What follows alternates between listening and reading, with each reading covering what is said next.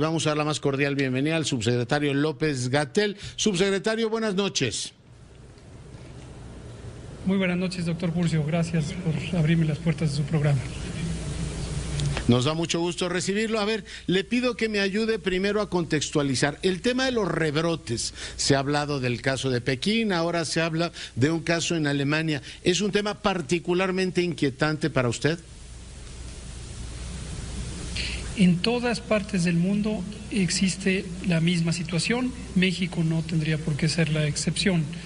En el momento en que se recupera la movilidad de las personas en el espacio público, existe el riesgo de que la epidemia repunte, rebrote, reemerja, continúe. Son distintas denominaciones del mismo fenómeno, dependiendo un poco de su magnitud y de su temporalidad, pero básicamente se refiere al hecho de que en vez de empezar a disminuir las curvas epidémicas de manera sostenida, las curvas epidémicas quiere decir que el número de casos de hoy sea menor al de ayer, hasta que eventualmente desaparezcan los contagios. En vez de que ocurra eso, podría haber una reactivación de la epidemia. Ya, entonces es un tema que hay que ver efectivamente con muchísimo cuidado. Tenemos 159,000 contagios, 19,000 fallecidos y 5,080. ¿Cómo evalúa los números que hemos tenido en los últimos días, subsecretario?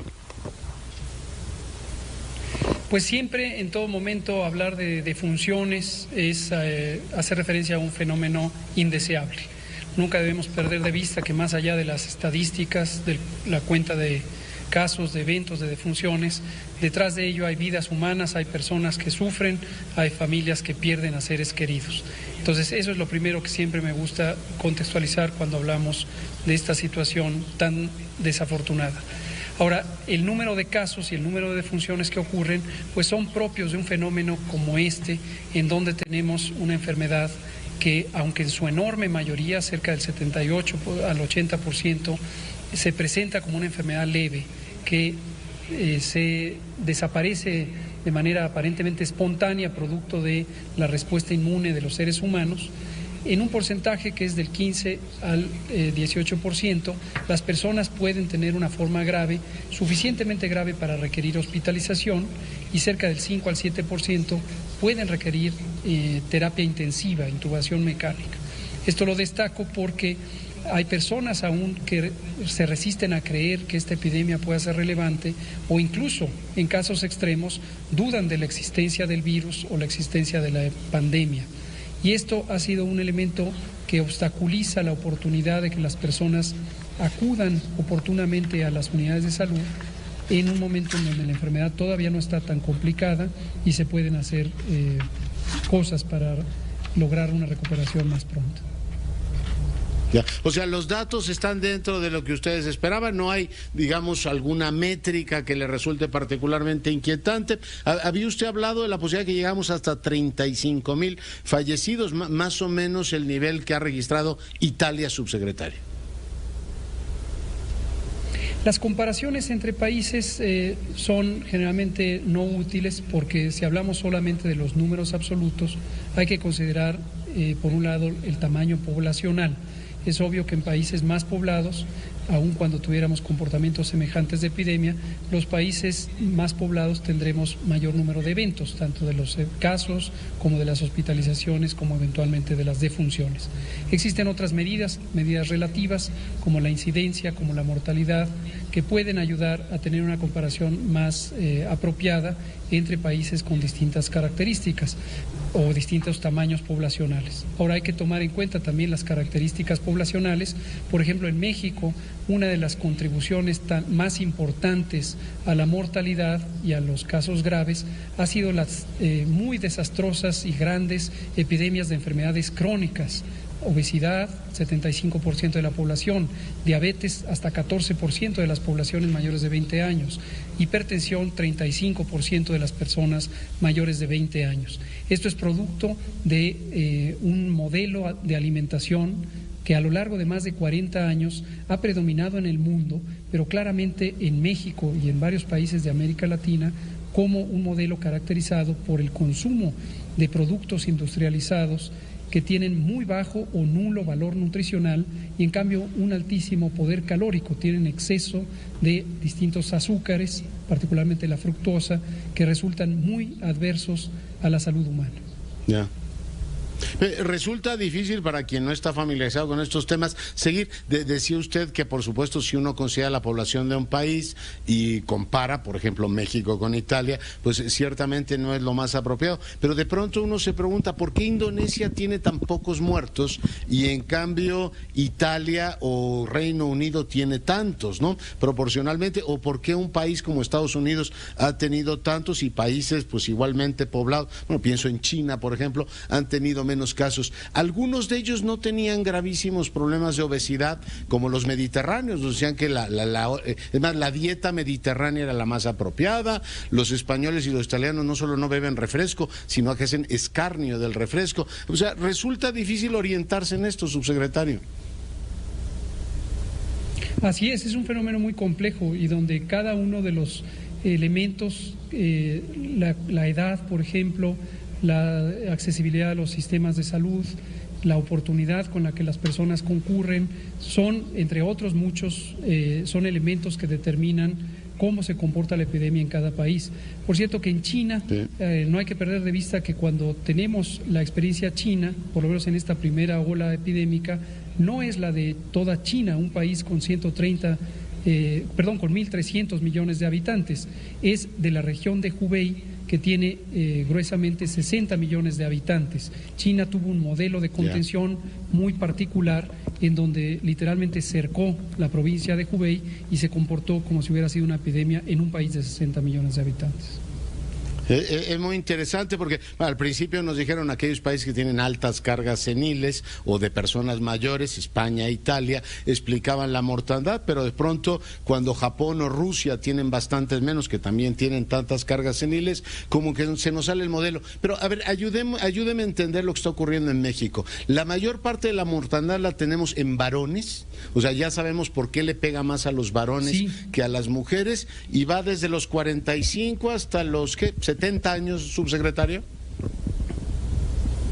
Así es, en México es distintivo, no exclusivo, pero sí distintivo cuando lo comparamos con los países europeos, que la curva de edad, es decir, la representación de la proporción de mortalidad por distintos años de la vida, tiene una importante concentración en los adultos, las personas adultas jóvenes, 45 años en adelante, con un máximo alrededor de los 50 o 55 años.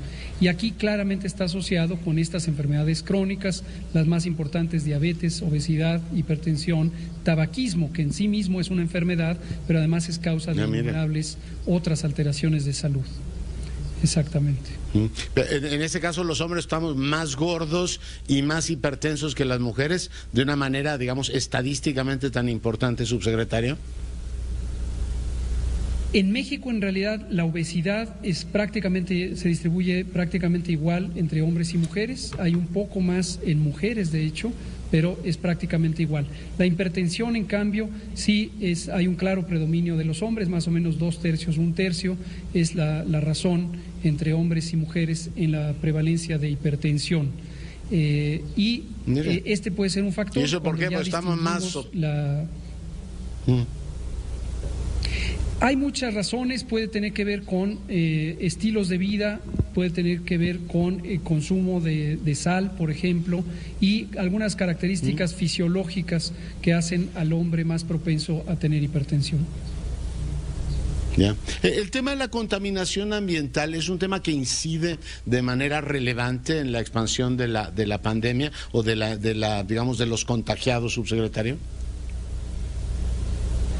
Aún no tenemos una información directa de México y en su momento quizá va a ser útil poder hacer este tipo de estimaciones. En su momento las hicimos para la epidemia de influenza en 2009 y sí encontramos que existía una distribución diferencial con mayores mortalidades y hospitalizaciones en centros urbanos. Desde luego un elemento confusor ahí, es decir, una variable que puede estar asociada y no necesariamente explicar que causalmente la contaminación contribuya, es la altitud. principalmente, desde luego, en el Valle de México. Y sí supimos, lo digo supimos porque hicimos una investigación específica al respecto con el Instituto Nacional de Enfermedades Respiratorias en 2009, que la mortalidad o la letalidad de casos es mayor en las zonas de altitud elevada comparada con las zonas más bajas. Mire, interesante eso. A lo mejor explica también el fenómeno que tienen en Perú, aunque bueno, pues Chile también está pasando un mal momento y claramente Brasil, pero quizás sean razones distintas, subsecretario. Puede haber distintas razones y justamente regresando a este tema de la comparación entre países, como es un fenómeno tan complejo, finalmente la mortalidad, es decir, la proporción de personas que mueren con respecto a la población, o la letalidad, la proporción de personas que mueren entre aquellas que están identificadas con la enfermedad, son indicadores generales que uno tendría la tentación razonable, totalmente legítima, de compararlas entre países para encontrar explicaciones a cuál es el proceso que determina el riesgo de mortalidad. Pero hay muchas variables y justamente una de ellas puede ser esta, geográfica. En una enfermedad respiratoria, la presión parcial de oxígeno que se encuentra en el aire ambiente determina la capacidad de adaptación de la fisiología humana, es decir, del organismo humano, a las condiciones de inflamación pulmonar que impiden el incorporar el oxígeno a la sangre. Entonces, las personas que viven en zonas elevadas pueden tener más rápidamente deprivación de oxígeno comparadas con las personas que viven a nivel del mar.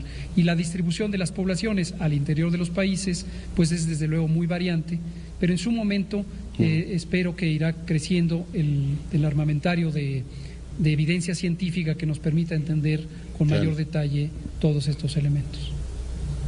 Sí. De momento, bueno, hemos visto que no hemos visto nuestra capacidad hospitalaria desbordada, a pesar de todas estas informaciones que ha habido sobre el número de personas muertas, no se ha reportado nada anormal como ha ocurrido en otros países, y hemos aprendido todo, subsecretario, un poco esta idea de aplanar la curva y no saturar los hospitales. Ahora el tema es cuánto se puede alargar la curva, ¿no? Es decir, ya la aplanamos, no tenemos efectivamente pues este requerimiento o hay disponibilidad hospitalaria para atender a la gente, lo cual le da una enorme tranquilidad a los más informados, pero pues la curva se nos puede alargar. ¿Tenemos idea de hasta cuándo, subsecretario? Sí, esa es una pregunta que creo que es muy importante porque a todos nos causa desazón el estar experimentando una epidemia que sigue y sigue y sigue. Interesantemente, cuando uno logra aplanar la curva, tiene un efecto benéfico, que es el efecto buscado, que consiste principalmente en dos objetivos que están claramente definidos en los planes de preparación para pandemias, originalmente diseñados para las pandemias de influenza a nivel global y a nivel de los países. El primer objetivo es posponer el momento de máxima ocurrencia de casos. Si no hubiéramos aplanado la curva, lo hubiéramos presentado durante el mes de abril. Y en ese momento no teníamos las condiciones de disponibilidad hospitalaria que hoy tenemos. En abril teníamos 645 hospitales designados para COVID, hoy tenemos más de 800 y esto ha llevado su tiempo. Entonces, a buen tiempo logramos posponer el momento cumbre, el momento máximo de la epidemia. El segundo objetivo efectivamente es reducir el número de personas que en un mismo día pueden demandar estos servicios hospitalarios. Ambos objetivos se lograron, pero el efecto no deseado o no tan, digamos, es inevitable, es que al diferir el riesgo, al ir haciendo que los contagios sean más lentos, el número de contagios por día sea menor, necesariamente aumenta el tiempo de duración de la epidemia. De acuerdo con proyecciones matemáticas que presentamos frecuentemente, se nos puede ir hasta octubre. Es el cálculo que tenemos principalmente a expensas de Guadalajara y el conjunto del estado de Jalisco, y Monterrey y el conjunto del estado de Nuevo León son los dos estados que entrarán a la epidemia de manera más tardía. Ya entraron, ya están en una fase ascendente de sus curvas epidémicas, pero muy probablemente se prolongará hasta septiembre o el mes de octubre. Ya. Subsecretario López-Gatell, esta mañana platicaba con la subsecretaria Delgado y me decía que todavía planean 18 viajes más de China a México para pertrecharlos de todo el instrumental que requieren. Supongo que el Estado mexicano está apropiadamente, digamos, abastecido de todo este material. Le quiero preguntar si ha bajado la intensidad de esta conducta irracional de algunos compatriotas de maltratar al personal médico. Hasta donde tenemos en registros que principalmente vienen por denuncias directas o a veces que hacen las comunicadores y comunicadoras, tenemos la apreciación de que ha bajado. Algunos casos esporádicos, todavía la semana pasada o al inicio de esta semana había un reporte de una enfermera que le tiraron café hirviendo encima, etcétera, pero estas conductas que sí juzgamos como tales, verdaderamente irracionales, deplorables, de agresión hacia el personal de salud, siempre agredir a una persona es algo que debe ser reprobado, pero por supuesto en este caso resulta doblemente indignante. Ha venido bajando. Fíjese que ayer Andrés Levy nos presentó una encuesta y le preguntan a la gente, oiga, ¿qué ha visto más, solidaridad o discriminación? Y estamos a la mitad, 43% de discriminación a personal médico y enfermos. Déjeme preguntarlo porque se me está acabando el tiempo, sé que tiene que atender otros asuntos. ¿Es prometedor este tema de la dexametasona, subsecretario? Hasta el momento, estos datos preliminares que presentó el grupo de la Universidad de Oxford que coordina el ensayo clínico sobre el uso de dexametasona en dosis bajas parecen prometedores. Dexametasona es un medicamento antiinflamatorio de la clase de los esteroides, es un medicamento ya antiguo, no tiene patente y es de bajo costo. Es importante, sin embargo, quiero especificar que estos resultados son todavía preliminares. Los resultados sugieren que podría reducirse hasta en 1/3 la mortalidad de personas críticamente enfermas por COVID, pero hay que tomarlo con cautela porque faltan todavía análisis adicionales del estudio comparativo. Pero además, lo que quiero enfatizar es que no deberíamos proceder a una conducta irracional y no fundamentada de empezar a utilizar de manera indiscriminada la dexametasona en personas que no están críticamente enfermas o en dosis inapropiadamente altas. Los medicamentos esteroides causan una inmunosupresión y esto puede hacer que no solo no mejoren los pacientes, sino se compliquen. Entonces, en resumen, fármaco de uso prometedor en condiciones muy específicas, bajo estricta vigilancia médica, dosis bajas, no dosis convencionales y solamente en personas graves, resultados preliminares. Bueno, pues ahí seguiremos. Subsecretario López-Gatell, le agradezco mucho el enlace, que haya estado esta noche con nosotros. Al contrario, muchas gracias, doctor Curcio, es un placer. Que le vaya muy bien. El subsecretario de López-Gatell esta noche pues platicando con usted.